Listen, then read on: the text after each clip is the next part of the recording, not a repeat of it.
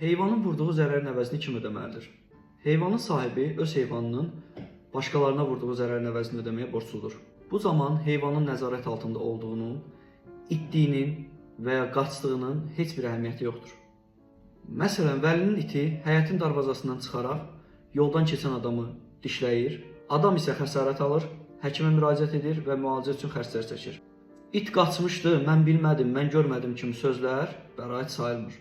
Sahib itin hücum etməməsi üçün bütün zəruri tədbirlər görmüşdürsə, məsələn, itin yeri bağlı idisə, xəbərdarlıq lövhəsi var idisə və qapı da kiminsə qəsdi və yaxud da səhlənkarlığı ucbatından açılmışdırsa, bu zaman məhkəmə sahibi məsuliyyətdən azad edə bilər və yaxud da məsuliyyətini azalda bilər. Yalnız bu halda. Və ya başqa bir misal, bir kənd sakininin inəyi otlaqdan çıxıb magistral yola daxil olur və avtomobilə çırpılır, maşın zərər görür. Bu zaman maşının sürücüsü haqlı olaraq maddi təzminat tələb edir. Yenə də məsuliyyət inəyin sahibinə aiddir.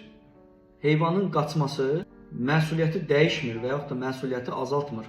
Heyvanın sahibi yalnız bir istisna halda məsuliyyətdən azad olunur ki, başqaları üçün zərər riskini aradan qaldırmaq üçün bütün zəruri tədbirləri görmüş olsun.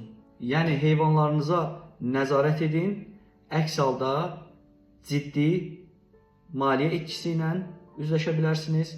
Bu da sizin üçün xeyli və yaxud da küllü miqdarda zərərə səbəb ola bilər. Diqqətiniz üçün təşəkkür edirəm.